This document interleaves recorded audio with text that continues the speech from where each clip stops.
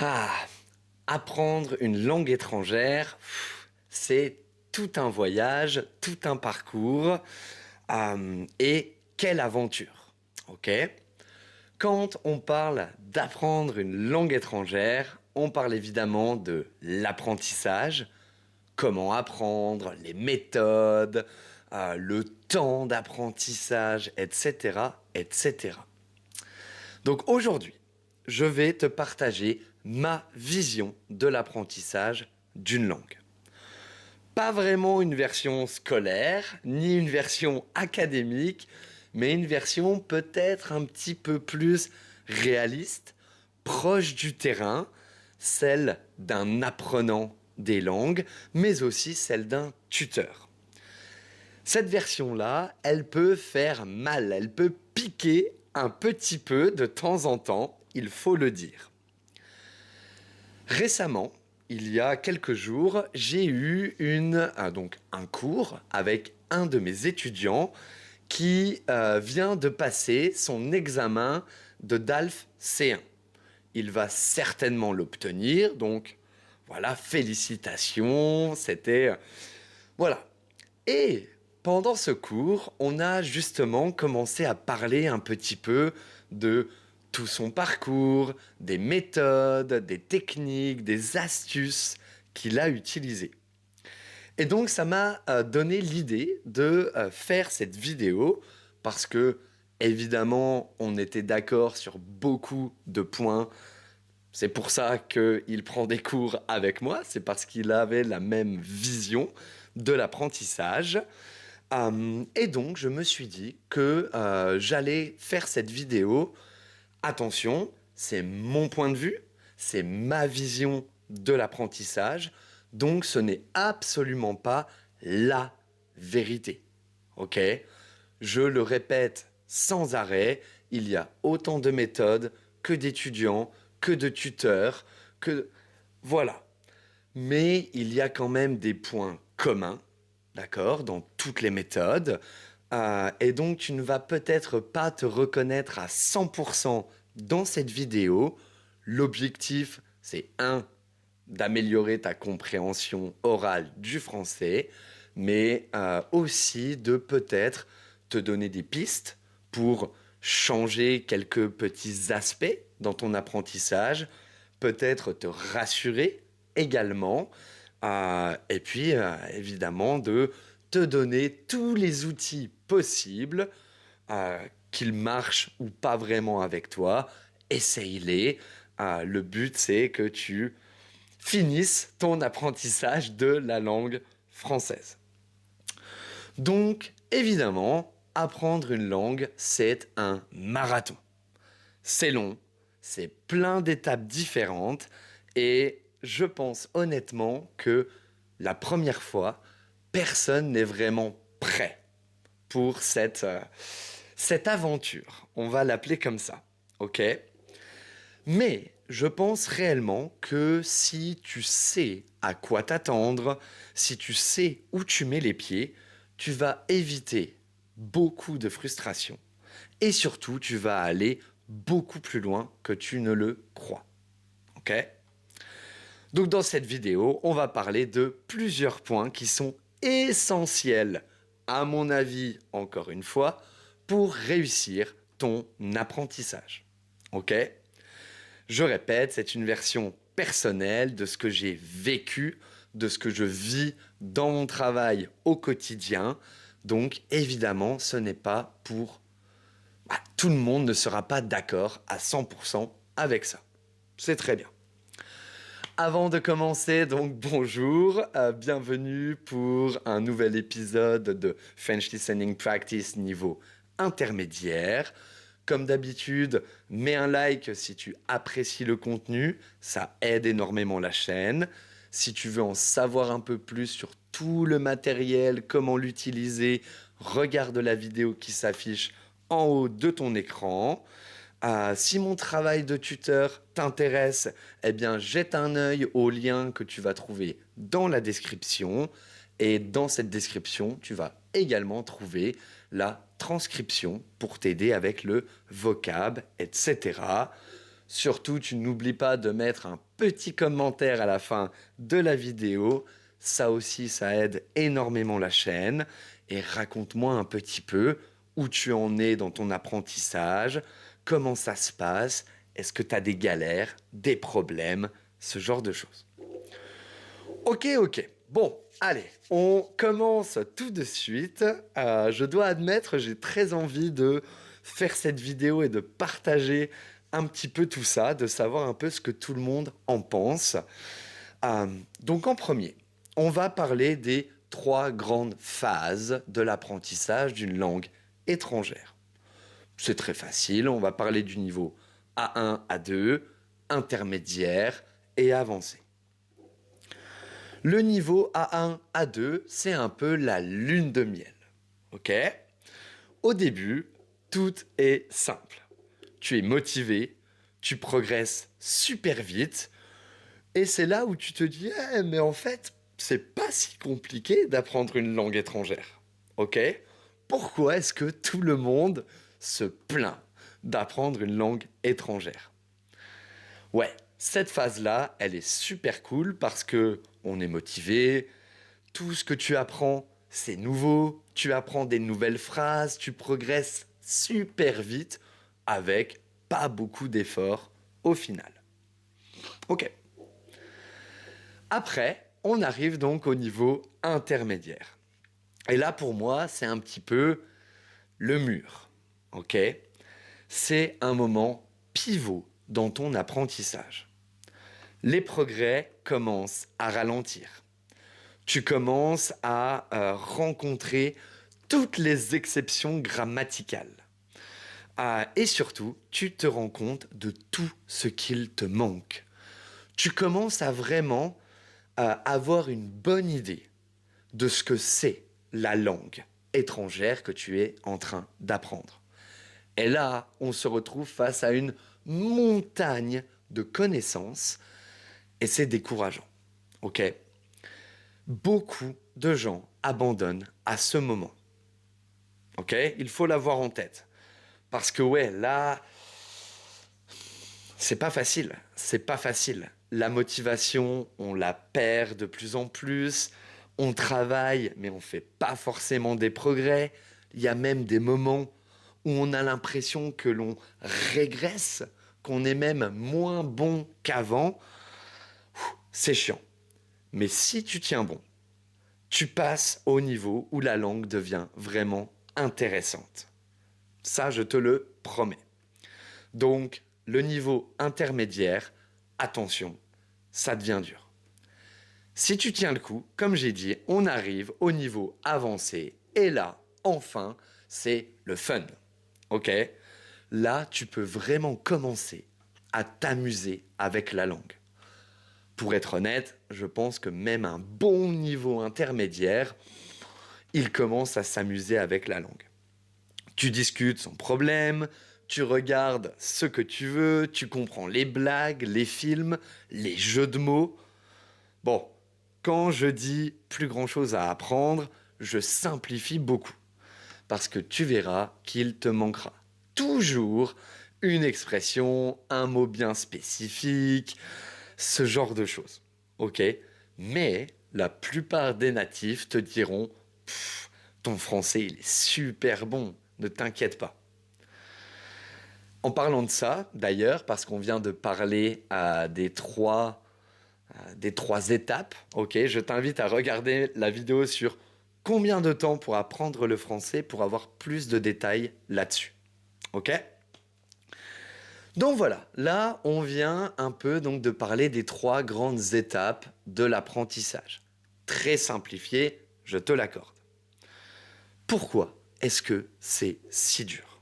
Ok? Déjà, je pense que là, c'est le point commun entre toutes les personnes qui apprennent une langue étrangère.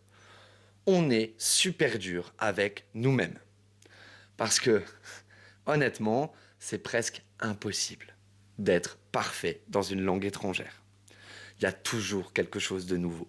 On fait toujours une petite erreur à un moment donné. Ok? Là, je dois t'avouer que sur ce point-là, surtout quand on commence à bien maîtriser la langue et que justement les natifs te disent waouh, ton français, chapeau, vraiment, c'est excellent. Au fond de nous, on est content d'entendre ça, mais on sait que c'est pas parfait. Et là, je suis vraiment divisé entre l'étudiant de langue et le tuteur de langue. Je comprends tout à fait ça. Ok. Par contre, il faut aussi quelquefois relativiser un petit peu. Gardez en tête que ce ne sera jamais parfait. Ok. Il faut tendre vers la perfection, mais il faut aussi accepter que ce ne sera probablement jamais parfait. Ok? Quand tu commences à comprendre ça, tu commences à beaucoup plus accepter le fait que les gens te disent waouh, ton français, nice. Ok?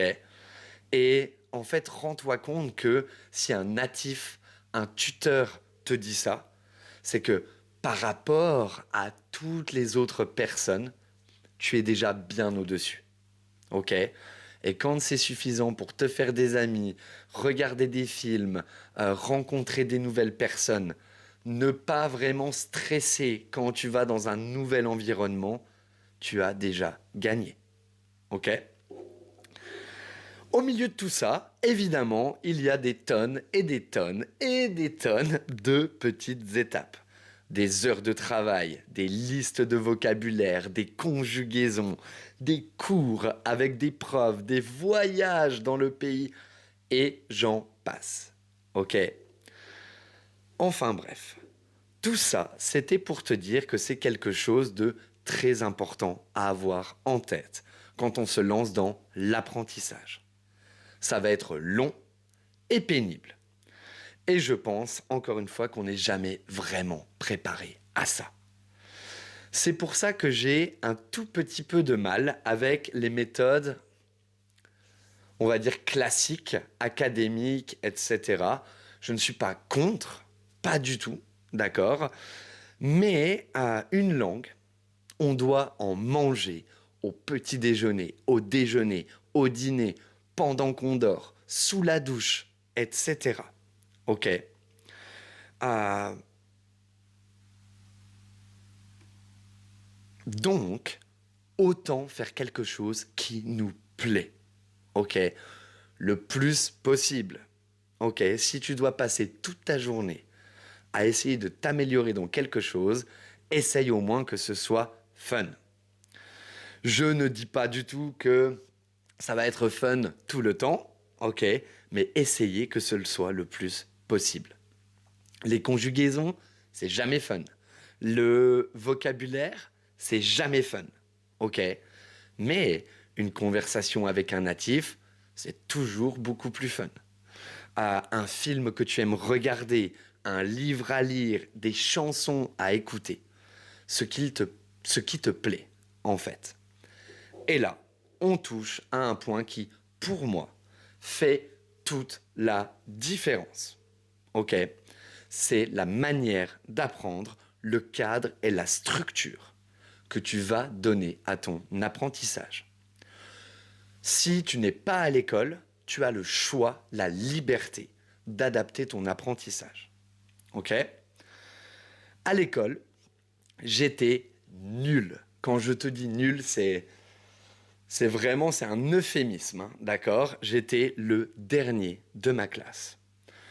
Je voyais vraiment les langues comme quelque chose que je détestais. J'étais nul, je ne voulais pas en entendre parler. Ok? Jusqu'au jour où j'en ai eu besoin, de l'anglais notamment. Ok? Hum, à ce moment-là, j'étais plus à l'école, j'ai donc pu choisir moi-même comment étudier la langue. Et là, ça a tout changé pour moi. Si tu veux plus de détails, je t'invite à regarder la vidéo sur comment j'ai appris l'anglais. Je te la mets en haut de l'écran. Euh, voilà, pour que tu aies un peu plus de détails là-dessus. Ok? Mais c'est à ce moment-là, donc, que je me suis rendu compte que c'est une question de méthode, d'objectif, et surtout de ce que tu vas faire tout au long de ton apprentissage. C'est-à-dire comment tu vas apprendre et étudier. Parce que pour moi, ça change tout. Ok? Bon, jusque-là, je pense que tout ce que je viens de dire, c'est plutôt commun, général. D'accord? Tout le monde sera plutôt d'accord avec ça. Maintenant, dans les faits, comment est-ce que tu mets ça en place? Comment est-ce que tu mets ça en pratique pour toi? Ok. Encore une fois, c'est très personnel et cette manière de faire, elle va convenir parfaitement à quelqu'un, mais pas du tout à une autre personne. Ça va être un cauchemar pour quelqu'un d'autre. Ok? Donc, voilà, je le répète encore une fois. Donc, à partir de maintenant, c'est ma vision de l'apprentissage dont je vais te parler. C'est ce qui a marché pour moi et c'est ce qui marche pour les étudiants que j'accompagne au quotidien. Ok? Donc tout ce dont on va parler à partir de maintenant ne va peut-être pas te correspondre à 100%, mais j'espère que tu vas pouvoir en tirer quelques pistes, quelques indices. Voici donc les principales choses à avoir en tête pour réussir au mieux ton apprentissage. Ce n'est pas par ordre d'importance, d'accord? Ça, tout le monde choisit. Donc voilà, tu adaptes, d'accord? Ok. Pour moi, la base absolue, c'est de définir ton objectif. Avant de parler de méthode, de motivation, de routine, pose-toi une question, c'est pourquoi tu apprends la langue. Pourquoi est-ce que c'est super important d'avoir un objectif clair? Eh bien parce que ça va vraiment déterminer comment tu dois étudier, ce que tu dois faire, sur quoi tu dois te concentrer. Ok? Également, quelle régularité, quelle intensité tu vas donner à ton apprentissage. Quelques exemples. Tu veux t'installer dans le pays, priorité à la conversation. Tu veux voyager, priorité aux phrases utiles et compréhension des situations courantes. Tu veux travailler dans une entreprise francophone, là, vocabulaire pro, les emails, comment passer des entretiens. Tu veux juste communiquer avec quelqu'un, l'écoute, la spontanéité et l'interaction. Donc tu vois, juste avec 4 objectifs différents, tu dois déjà te concentrer sur des aspects plus ou moins différents de la langue. Donc, c'est la première chose que tu dois faire. Savoir pourquoi tu apprends la langue.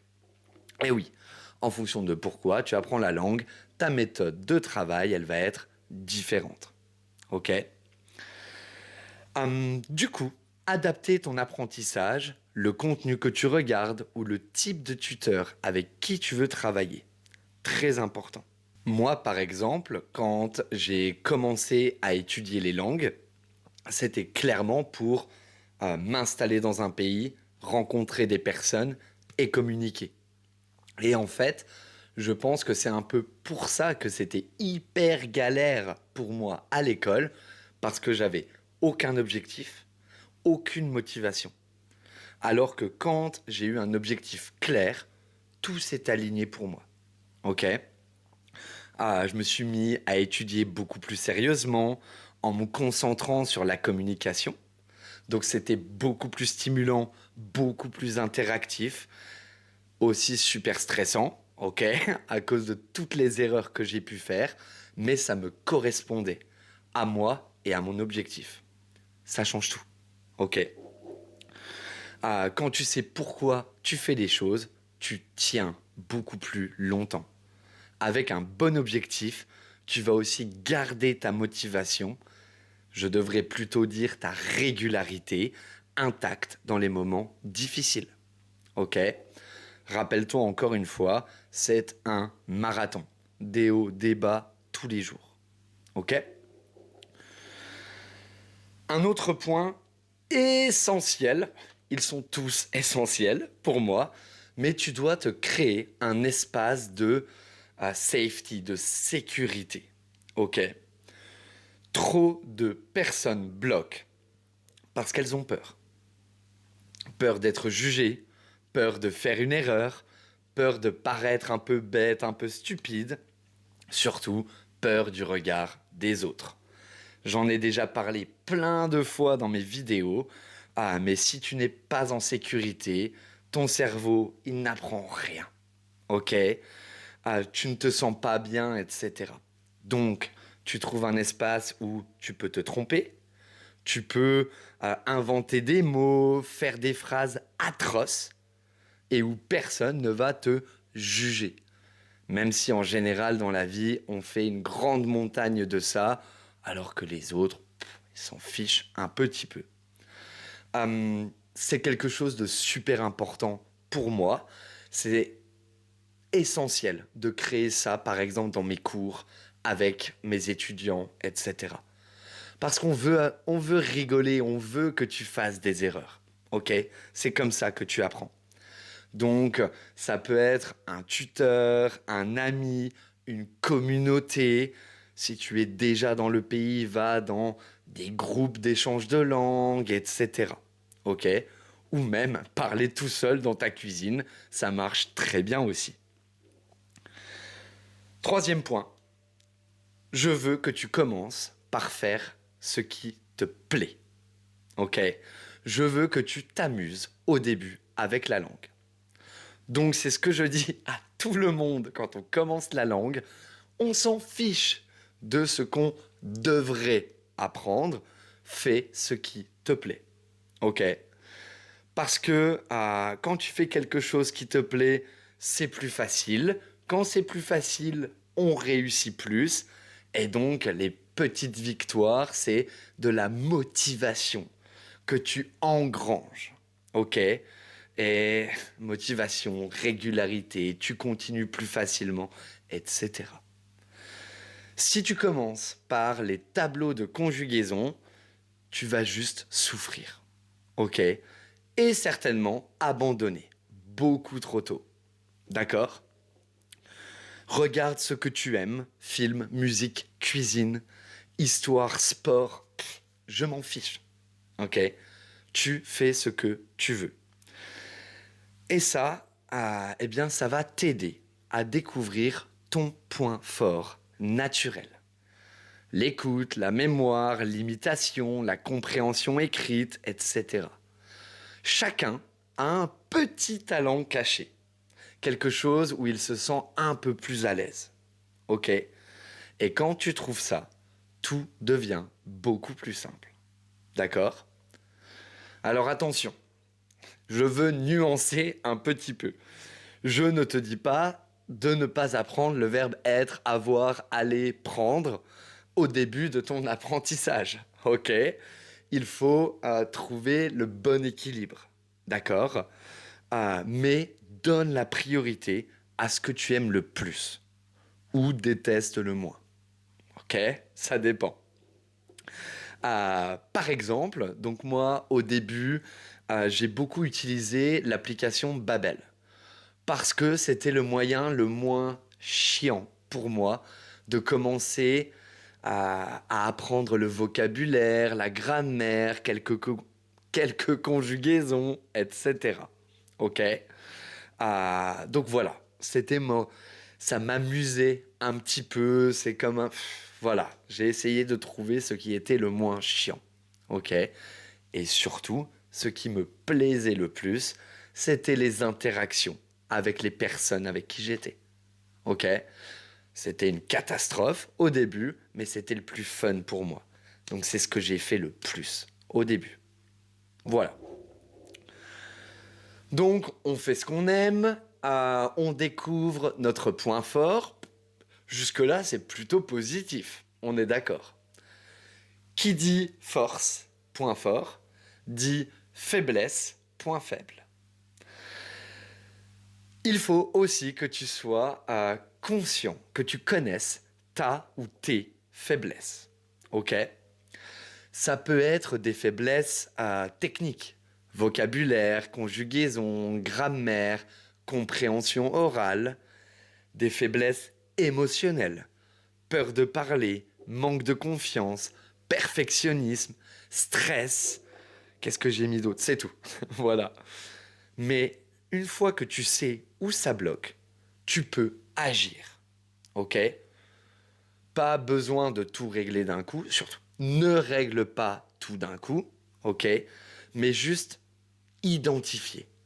OK, ça, c'est un peu plus difficile pour moi. Ça, c'est mon problème en ce moment. La plupart des étudiants que je connais, ils viennent me voir par manque de confiance. OK?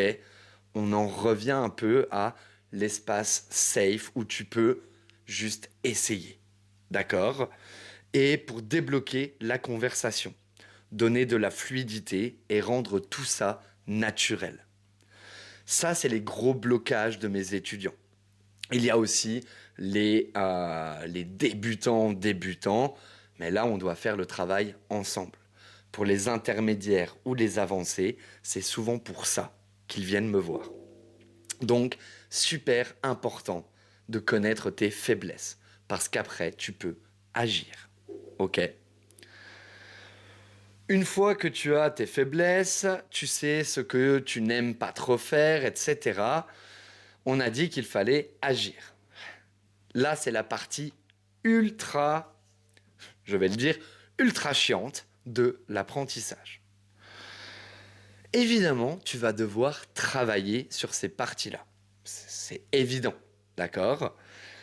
Mais un tout petit peu. Ok? Ça, c'est ma petite astuce. Je veux vraiment décomplexifier, ok, tous les problèmes qu'on peut avoir en apprenant une langue. Parce qu'on a tous des problèmes. Donc en fait, ça fait partie du jeu. Tu ne peux pas les éviter. Donc autant se dire que c'est normal et de ne pas paniquer. Comme je l'ai dit, donc tu connais tes faiblesses, tu peux commencer à travailler dessus. D'accord? Mais pas n'importe comment. On va être honnête, comme je l'ai déjà dit, les listes de vocab, les conjugaisons, les règles de grammaire, les exceptions de grammaire, on n'est pas trop fan de ça. Ok? Et encore, je te dis ça, mais en parlant, j'ai le souvenir de quelques étudiants qui, simplement en parlant, en ayant des classes, etc., retenaient le vocabulaire et les conjugaisons comme ça. Je pensais que j'étais pas mauvais. Je peux t'assurer que des fois, je suis bluffé par des étudiants. Encore une fois, peut-être que c'était leur point fort, l'écoute, le vocabulaire, etc. Donc, ouais. Donc tu dois travailler sur tout ça, mais tu n'as pas besoin d'y passer des heures. Pas au début. Ok? Si tu fais, allez, juste 10 minutes sur quelque chose que tu n'aimes pas tous les jours, tu as gagné. Ok? L'idée, c'est de ne pas te rendre malade, de ne pas te rendre frustré. Donc tu fais ce que tu aimes le plus possible. Tu sais que tu as des faiblesses. Il faut travailler dessus. Mais juste un tout petit peu, tous les jours. Ok? Patience plus régularité, tu finis par tout maîtriser. Vraiment. Et encore une fois, tu as le temps. Apprendre une langue, on va le répéter, c'est un marathon. Donc prends ton temps pour faire les choses que tu n'aimes pas. Et je vais même aller un tout petit peu plus loin. Tu verras que si tu te concentres sur ce que tu aimes faire, tu vas te retrouver bloqué toi-même. Mais pas parce que quelqu'un t'a dit que tu devrais apprendre ce temps ou conjuguer mieux, blablabla. Non, parce que toi, tu es limité dans les choses que tu aimes faire. Et naturellement, tu vas commencer à travailler sur ce que tu n'aimes pas. Ok? Super important, encore une fois, tu as ton objectif, tu sais d'où tu viens, tu sais pourquoi tu travailles. Ok? Tu vois où tu vas. Et ça, c'est génial. Enfin donc, avoir un système simple. Ok? Et pas juste de la motivation. Parce que la motivation, c'est sympa, c'est super cool, mais ça s'évapore, ça disparaît en un claquement de doigts, encore une fois. Ok? Ce qui te fait réellement progresser, c'est ton système et ta régularité. Mais ça peut être n'importe quoi, ton système. D'accord? Ça peut être 10 minutes par jour, utiliser la même appli dans les transports, prendre 1 heure de cours par semaine, un carnet de vocab ou des flashcards, un film le dimanche, un rituel café plus français ce que tu veux. Simple, mais stable.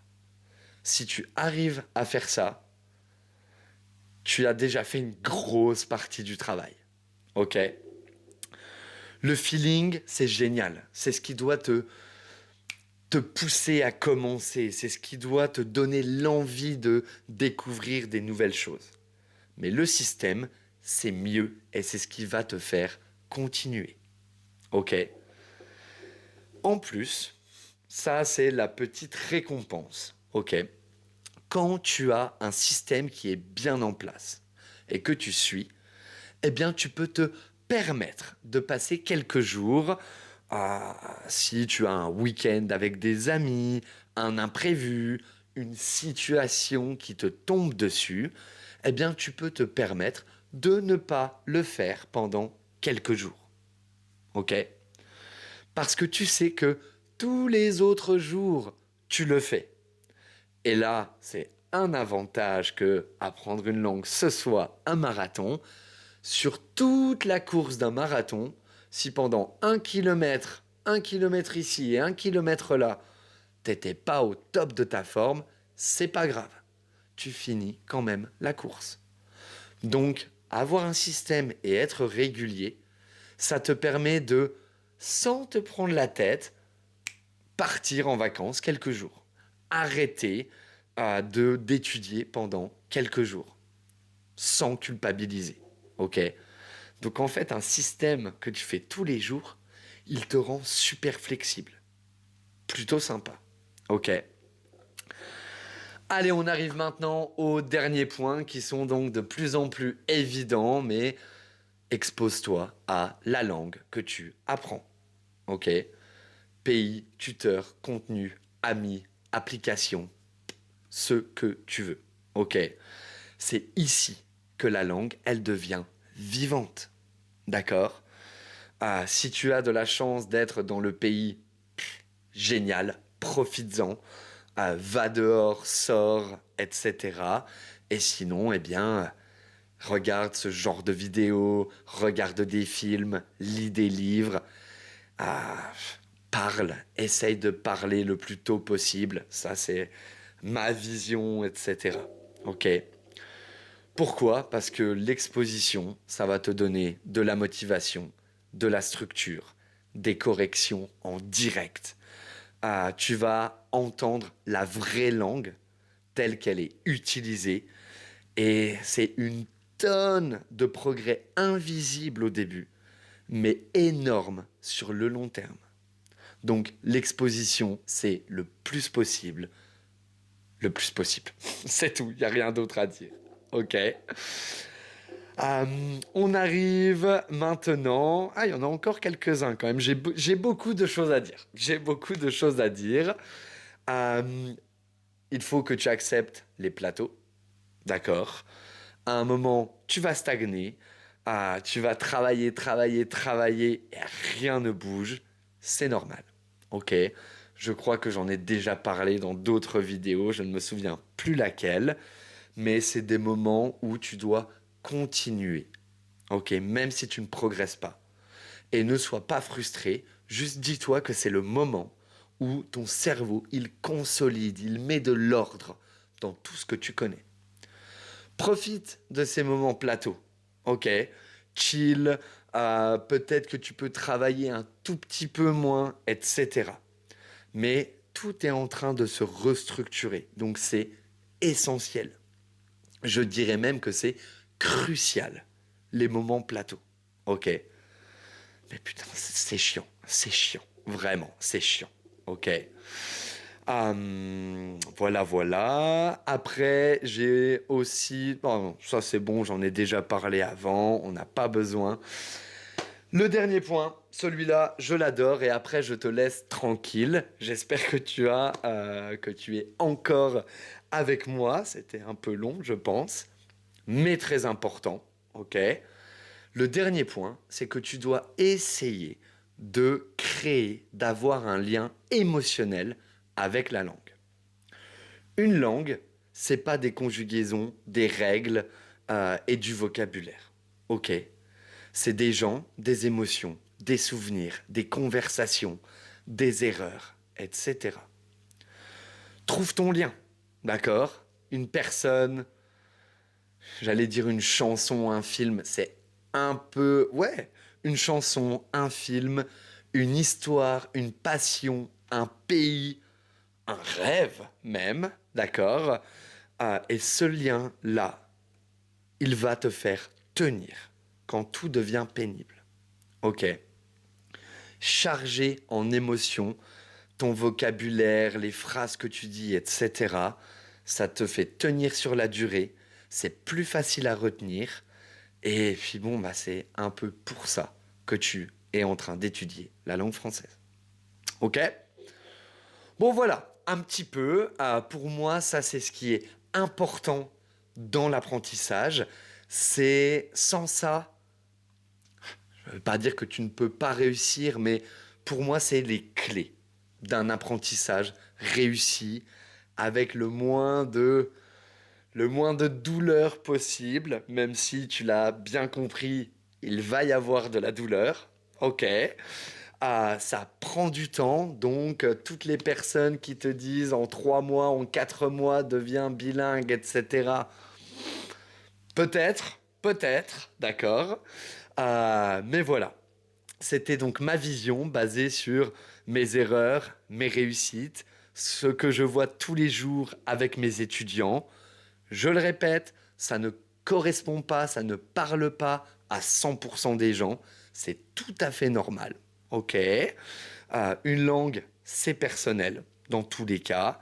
Mais si tu arrives à garder ton objectif, ton espace de sécurité, un peu de plaisir et un peu de régularité, avec une bonne dose de patience, ok, tu vas aller très très très loin. Ok? Donc ouais, n'oublie pas ça. Merci beaucoup d'avoir regardé la vidéo. J'espère que ça t'a peut-être aidé un petit peu, ou en tout cas que tu as passé un bon moment. Mets un like si tu as apprécié tout ça. Et en commentaire, eh bien n'oublie pas de me dire un petit peu ce que toi tu penses de tout ça et comment tu organises ton apprentissage. Passe une bonne semaine, prends soin de toi, à la prochaine. Ciao!